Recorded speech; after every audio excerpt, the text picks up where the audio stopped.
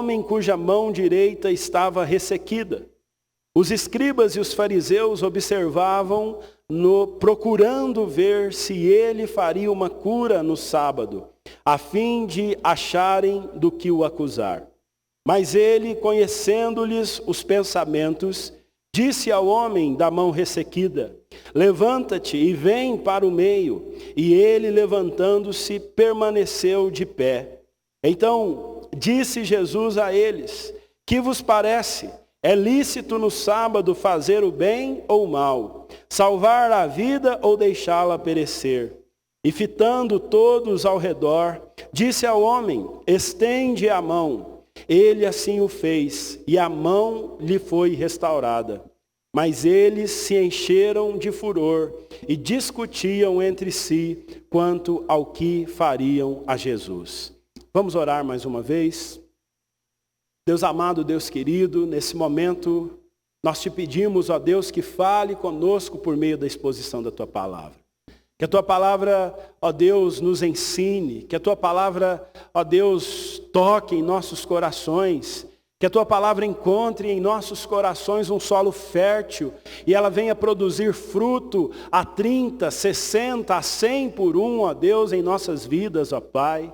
Ó Deus, que a Tua Palavra, Senhor, ao ser exposta, ela salve o perdido. Ela santifique as nossas vidas como Teu povo. Ela produza em nós transformação, arrependimento de pecado, ó Deus. Que a Tua Palavra, Senhor, venha nos edificar nesta manhã. Ó Deus, fala conosco, porque Tu és um Deus que fala. E uma das maneiras que o Senhor decretou falar através ao Seu povo, ó Deus, é por meio da pregação da Tua Palavra. Coube a mim, mais uma vez, neste dia, nesta manhã, ser o pregador da Tua Palavra. Então eu te peço, Senhor, que o Teu Santo Espírito me ilumine para proclamar a palavra do Senhor. É a minha oração, é a nossa oração, em nome de Jesus. Amém.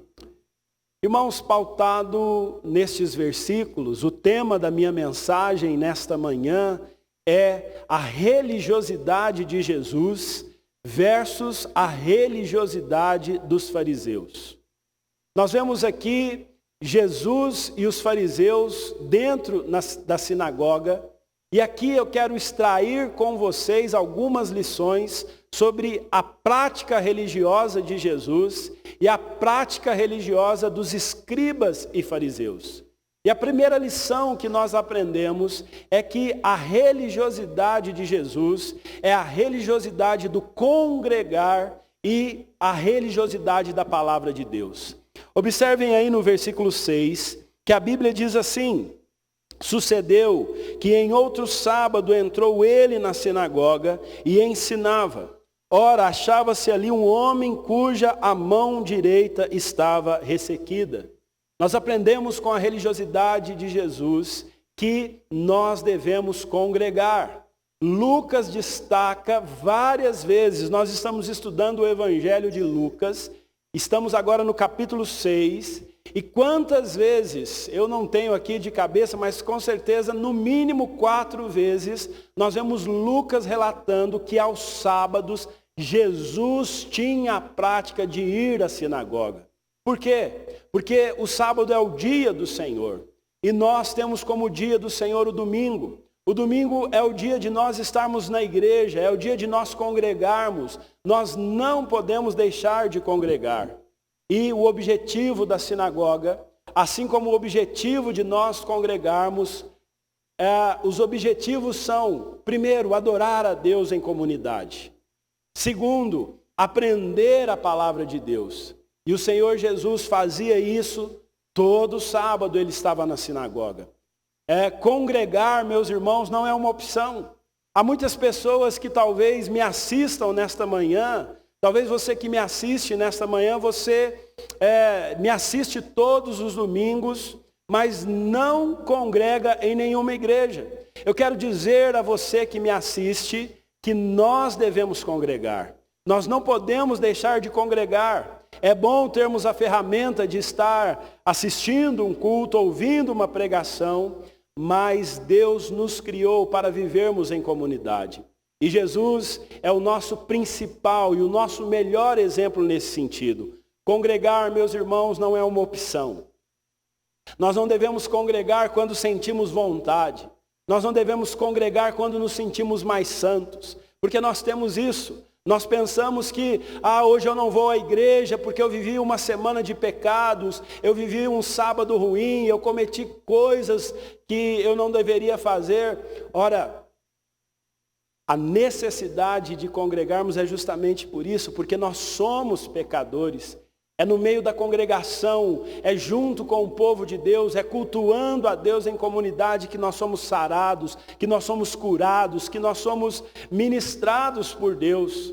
Então eu quero dizer a você que se encontra desanimado e que está aqui ou me assistindo de casa, não deixe de congregar. Este é um mandamento de Deus. Hebreus 10, 25 diz que nós não devemos deixar de congregar como é costume de muitos. Acerca da religiosidade, nós aprendemos com Jesus a importância de congregar. Jesus congregava porque a sinagoga ela tinha como propósito ensinar a palavra de Deus. E Jesus, como um mestre da palavra, ele estava ali para ensinar a palavra do Senhor. Jesus é mais do que um mestre. Ele é a própria lei de Deus. Ele é a própria palavra de Deus. Ele é a palavra encarnada. João, no capítulo 1, vai dizer: e o verbo se fez carne e habitou no meio de nós. Jesus é a palavra de Deus encarnada. Jesus, ele é a lei. Jesus é a interpretação correta da lei. Jesus veio para ensinar a interpretação correta da lei. Os homens pegaram a lei de Deus e a interpretaram de maneira incorreta. E aqui Jesus está ensinando na sinagoga. Quando ele cura no sábado, Jesus está ensinando que a interpretação correta da lei é que no dia do Senhor é lícito fazer aquilo que é bem, aquilo que é bom. E os homens haviam pervertido isso. Então, meus irmãos, a religiosidade de Jesus nos ensina duas coisas. Que a nossa religiosidade tem que ser a religiosidade que entende que nós devemos congregar. Que a nossa religiosidade tem que ser a religiosidade pautada na palavra. Nós devemos pregar a palavra e tão somente a palavra. A mensagem a ser entregue às pessoas é a palavra de Deus. Mas em contraste à religiosidade de Jesus, nós vemos como era a religiosidade dos fariseus. E a religiosidade dos fariseus era a religiosidade da acusação. Vejam aí no versículo 7, a palavra de Deus diz assim: os escribas e os fariseus observavam-no procurando ver se ele faria uma cura no sábado, a fim de acharem de que o acusar. Observem, meus irmãos, que a religiosidade dos escribas e fariseus não era a religiosidade de congregar, não era a religiosidade da palavra, mas era a religiosidade da acusação. Eles não estavam na sinagoga para cultuarem a Deus com o povo. Cultuarem a Deus com o povo, melhor dizendo. Eles não estavam na sinagoga para aprenderem da palavra de Deus, para ensinarem a palavra de Deus, mas eles estavam ali para acusar. Irmãos, percebam que muitas vezes nós entramos na religiosidade dos escribas e dos fariseus. Eles estavam ali para vigiar. Os fariseus, eles se tornaram fiscais dos crentes. Muitas vezes nós nos tornamos fiscais dos crentes. Ficamos olhando a hora que a pessoa chega, a hora que ela sai da igreja. Ficamos olhando se ela levanta ou se assenta na hora do culto. Nós ficamos observando se ela ora ou não. Nós ficamos observando se ela faz isso ou não. Veja, meus irmãos, que muitas vezes nós nos preocupamos mais com as pessoas do que com o propósito de Deus para as nossas vidas. Não há nenhum versículo na Bíblia que diga que nós devemos fiscalizar aqueles que congregam. Não há nenhum versículo na Bíblia que diga que nós devemos policiar as pessoas. Eu me lembro que muitas vezes, como pastor, Eu ficava chateado quando, antes de começar o culto, eu via que as pessoas não chegavam no culto, ouvia as pessoas se movimentando no culto, até que um dia eu ouvi um outro pastor contando que tinha esse mesmo problema, e ele disse que aprendeu o propósito dele estar na igreja, e é adorar ao Senhor. Porque quando nós nos tornamos fiscais das pessoas, nós deixamos de adorar ao Senhor. Quando nós estamos preocupados em ver o que as pessoas estão fazendo, se o que elas vão fazer é certo ou errado, às vezes nem de acordo com a palavra de Deus, mas dentro das nossas regras de convivência, nós perdemos o propósito de estar em congregação, que é adorar e ouvir a voz de Deus. Então eu quero dizer a você e a nós que nós devemos tomar cuidado nesse sentido. Quantas vezes, meus irmãos, a nossa religiosidade se parece com a religiosidade dos fariseus, quando nós acusamos alguém, fulano de tal não vem à igreja por isso, fulano de tal não vem ao culto por isso, fulano de tal é displicente no ministério, fulano de tal é assim. Quantas vezes nós não nos tornamos acusadores daqueles que frequentam o ambiente de culto? Nos dias de Jesus, o ambiente de culto era a sinagoga. Nos nossos dias, o ambiente de culto é o templo. Não cabe a nós acusarmos as pessoas, porque essa é a religiosidade dos fariseus. É a religiosidade da acusação. A religiosidade dos fariseus, além de ser a religiosidade da acusação, é a religiosidade do amor ao legalismo. Vejam aí no versículo 7 ainda. A Bíblia diz, os escribas e os fariseus observavam-no, procurando ver se ele faria uma cura no sábado, a fim de acharem de que o acusar. Os fariseus e escribas estavam olhando para Jesus, porque eles queriam ver se Jesus curaria alguém ali no sábado. Os fariseus criaram uma regra, que não é bíblica, dizendo que uma pessoa só poderia ser curada no sábado se ela estivesse correndo risco de morrer. Caso contrário, ela deveria esperar passar o sábado para ser curado. Só que isso não é a palavra de Deus. Em nenhum lugar da Bíblia é proibido curar alguém no sábado. Mas a religiosidade dos fariseus ama mais as suas regras do que a lei de Deus, do que o próprio Deus. A religiosidade dos fariseus ama o legalismo. Então, o que é o legalismo? São as regras que nós construímos. Alguns dizem que crentes não podem usar barba, não podem cortar o cabelo, não podem se vestir, tem que se vestir de tal jeito, de tal jeito.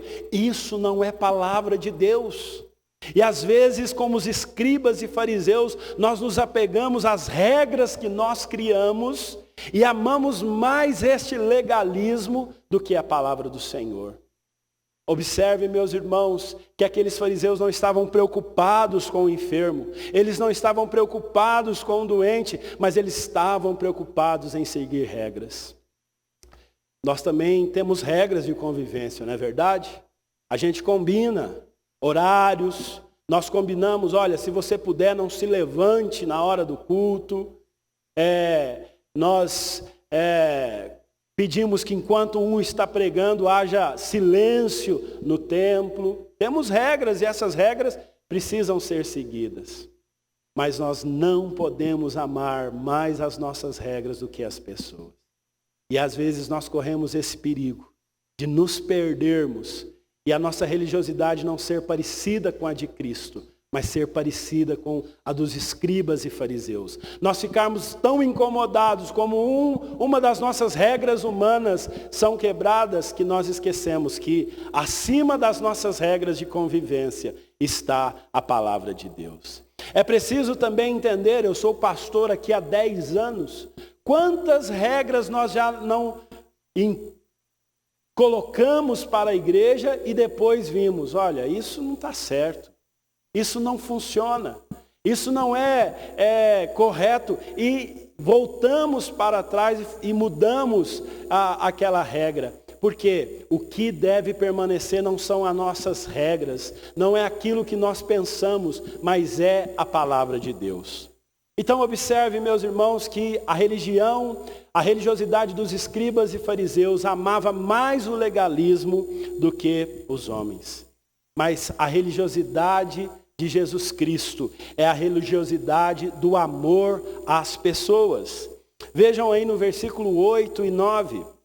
Versículo 8 e 9, a palavra de Deus diz assim: mas ele, conhecendo-lhes os pensamentos, disse ao homem da mão ressequida: levanta-te e vem para o meio. E ele, levantando-se, permaneceu de pé. Então disse Jesus a eles: que vos parece? É lícito no sábado fazer o bem ou o mal? Salvar vida ou deixá-la perecer? Deixa a sua Bíblia marcada aí em Lucas, mas abra também lá em Mateus, no capítulo 12, versos 11 e 12. Mateus, registrando este fato de Jesus curando o homem da mão atrofiada, né? A mão ressequida significa mão atrofiada. Mateus, quando registra o que aconteceu ali, nos versículos 11 e 12, ele diz o seguinte: ao que lhes respondeu: qual dentre vós será o homem que, tendo uma ovelha e num sábado esta cair numa cova, não fará todo o esforço tirando-a dali? Ora, quanto mais vale um homem que uma ovelha? Logo, é lícito nos sábados fazer o bem. A religiosidade de Jesus é a religiosidade do amor à pessoa. Havia ali na sinagoga um homem com a mão atrofiada. É possível que aquele homem tivesse uma baixa autoestima por causa da sua deficiência. É possível que aquele homem não conseguisse trabalhar por causa da sua deficiência. Talvez, como eu, ele fosse um homem destro e que conseguisse trabalhar apenas com a mão direita. Lucas, como médico, vai dizer que a mão atrofiada daquele homem era a mão direita. Talvez aquele homem tivesse complexos de inferioridade, impossibilidade de trabalhar. Mas percebam que a religiosidade dos escribas e dos fariseus não está preocupada em cuidar das pessoas. Jesus diz aqui em Mateus que aqueles escribas e fariseus, se uma ovelha deles caísse numa cova no sábado, eles fariam todo o esforço para tirarem aquela ovelha da cova. Jesus mostra para aqueles homens como a religiosidade deles estava equivocada, porque eles achavam errado curar alguém no sábado, mas não achavam errado socorrer um animal. Eles achavam errado deixar alguém à mercê de sua enfermidade, alguém que é a imagem e semelhança de Deus num sábado, mas eles tinham a coragem de resgatar o seu animal, caso esse caísse numa cova. E Jesus pergunta àqueles homens: quanto mais vale um homem que uma ovelha? Logo, é lícito no sábado fazer o bem. Então percebam, meus irmãos, que a religiosidade de Jesus é a religiosidade do amor ao próximo. A religiosidade de Jesus, nós aprendemos que nós temos que amar as pessoas. Nós temos que nos preocupar com os dramas que cada um de nós temos. Nós temos que nos compadecer uns dos outros, e é isso que Jesus faz. Ele vê aquele homem da mão ressequida, e lá em Lucas 8, 9, ele diz para o homem: levanta-te. E o pastor Hernandes Dias Lopes, comentando esse texto, vai dizer que talvez Jesus mande aquele homem levantar-se, porque aquele homem, ele tivesse um complexo de inferioridade, estava ali no canto da sinagoga, escondido, envergonhado por ter a mão atrofiada. Eu quero dizer a você que talvez se identifique com esse homem, que talvez entre num templo dos nossos dias, entre numa igreja e fique aí no seu cantinho,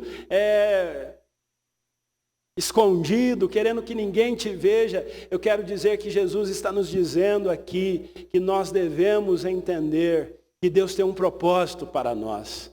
Nós devemos entender que nós somos o que somos, não porque as pessoas, nós não somos o que as pessoas dizem quem nós somos, mas nós somos aquilo que a palavra de Deus diz que nós somos. Não devemos nos envergonhar, ter baixa autoestima por causa de alguma aparente deficiência física. Algumas pessoas chegam para mim e falam assim: pastor, o senhor não pensa em fazer um implante de cabelo? Eu digo: meu irmão, estou muito satisfeito com a minha cabeça. Se fosse para eu ser cabeludo igual o Pedro aqui, Deus já teria me feito cabeludo. Então, a você que está vivendo uma vida de baixa autoestima, a cura para a baixa autoestima é saber que nós não somos o que as pessoas dizem que nós somos, mas nós somos o que Deus diz que somos. E nós precisamos nos levantar confiados na palavra de Jesus. Jesus chama aquele homem para que ele se levantasse. Jesus chama aquele homem para o meio. E ele vai até ali o meio da sinagoga.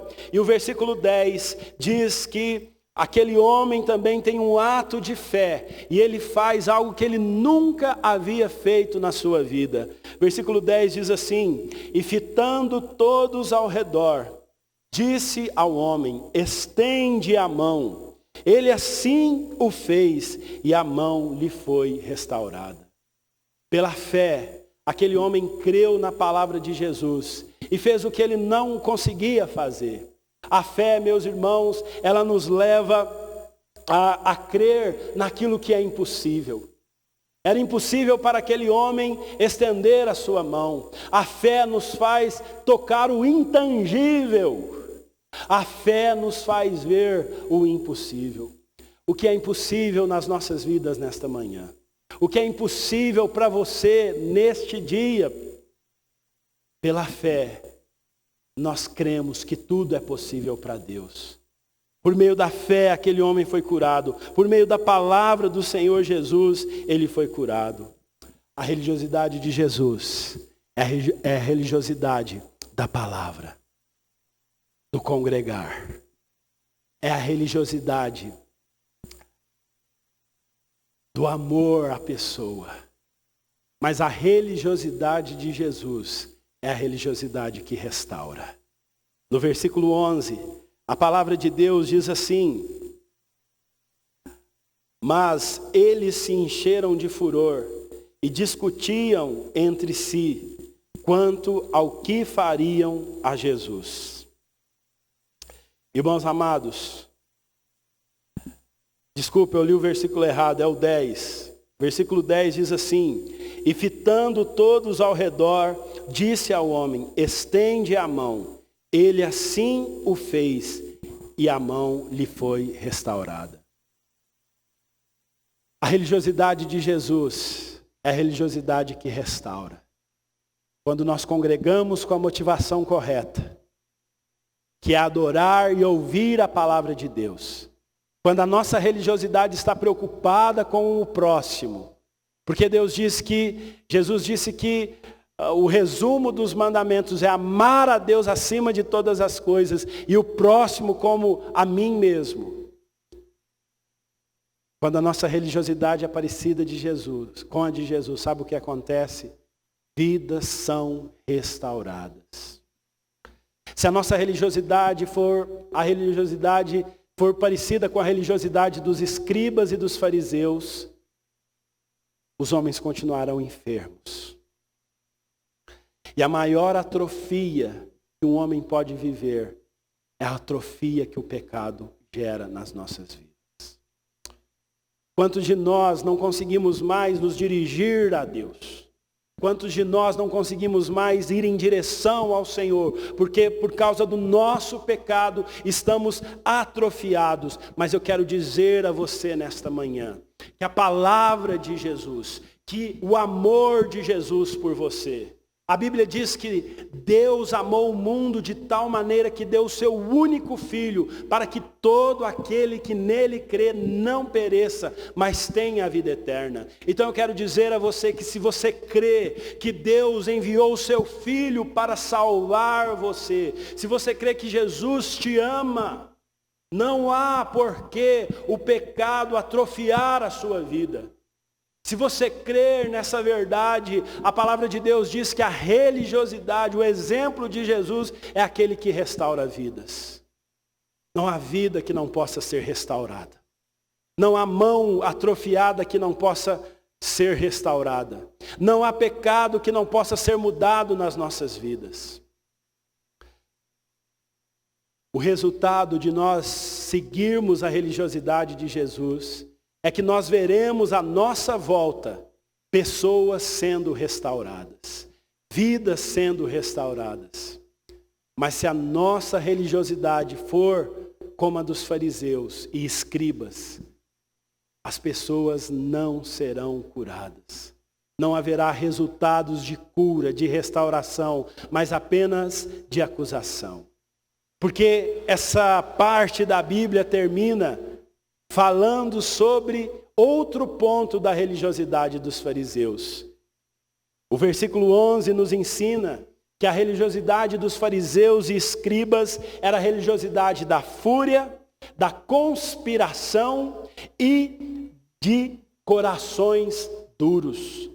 O versículo 11 de Mateus 6 diz assim: mas eles se encheram de furor e discutiam entre si quanto ao que fariam a Jesus. Irmãos, quantas vezes nós estamos furiosos uns com os outros? Aqueles homens, ao invés de se alegrarem com o homem que foi curado por Jesus, eles ficaram furiosos. Quantas vezes a fúria tem tomado o nosso coração uns contra os outros? Abra sua Bíblia novamente em Mateus 12, 14. Mateus 12, 14.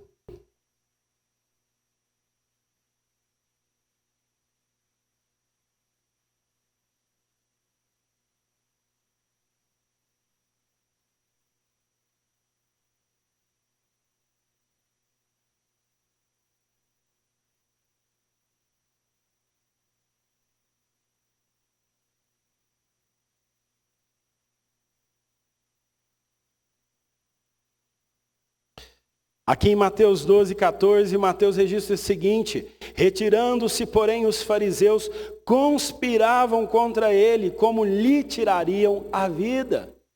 Irmãos, às vezes, nós estamos conspirando uns contra os outros. Quantas vezes nós nos juntamos para falar mal uns dos outros dentro da igreja? Quantas vezes eu saio de visitas pastorais com meu coração entristecido, porque o tempo que eu fiquei naquela visita, às vezes 1 hora, horas a fio, foi o tempo em que nós ficamos falando mal uns dos outros, conspirando uns contra os outros, dizendo: fulano de tal é isso, fulano de tal é aquilo. E eu quero lembrá-los que a palavra de Deus nos lembra nesta manhã que esse tipo de conspiração não tem nada a ver com a religiosidade de Jesus. Que esse tipo de fúria contra o irmão não tem nada a ver com a religiosidade de Jesus. Que quando nós estamos furiosos com o irmão, que quando nós estamos conspirando uns contra os outros, nós estamos seguindo o exemplo dos escribas e fariseus, que foram tão criticados por Jesus, que Jesus disse: façam o que eles falam, mas não façam o que eles fazem. Jesus chamou esses homens de sepulcros caiados. A religiosidade dos fariseus é a religiosidade de um coração duro. Abra sua Bíblia em Marcos 3:5. Marcos registrando este versículo.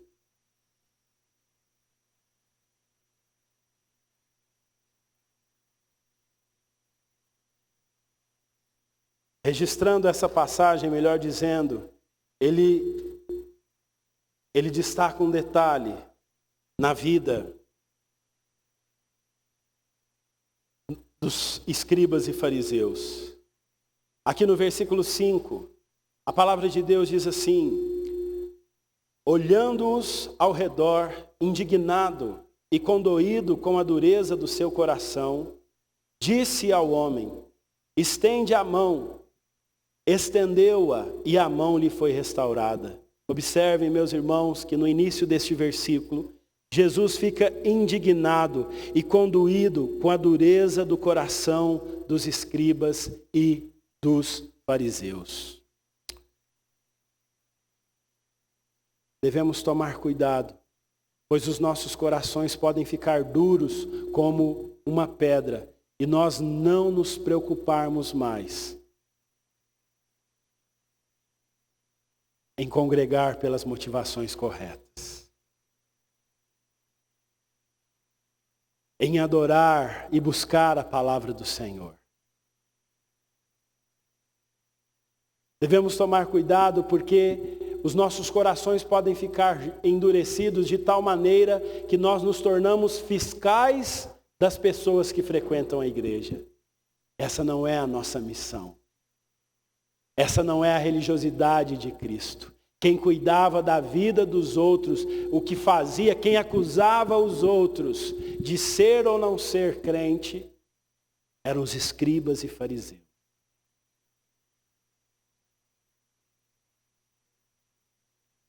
O Senhor nos chamou para sermos parecidos com Jesus. Portanto, a nossa religiosidade deve ser a religiosidade que entende que devemos congregar e pregar a palavra de Deus. A nossa religiosidade tem que ser a religiosidade do amor, não da conspiração, não do furor e não do coração duro. E por último, o resultado da nossa religiosidade deve produzir restauração na vida das pessoas. Que Deus nos ajude, que Deus nos dê graça, porque eu confesso a vocês que em muitos momentos da minha vida, olhando para este texto, a minha religiosidade tem sido parecida com a dos escribas e fariseus. Mas que nesta manhã, neste dia, Deus nos dê graça para que a nossa religiosidade seja a religiosidade de Jesus. Que nós possamos entender que fomos chamados não para sermos fiscais, não para ficarmos furiosos uns com os outros, não para conspirarmos uns contra os outros, mas fomos chamados para pregar a palavra, para estarmos juntos congregando. A Bíblia diz como é bom e agradável estarem juntos os irmãos. Fomos chamados para amar uns aos outros. Fomos chamados para ser instrumento de restauração e não de acusação. Que Deus nos use para restaurar vidas. Cada vez mais. Que a graça do Senhor Jesus nos dê a religiosidade de Cristo e não a religiosidade dos escribas e dos fariseus.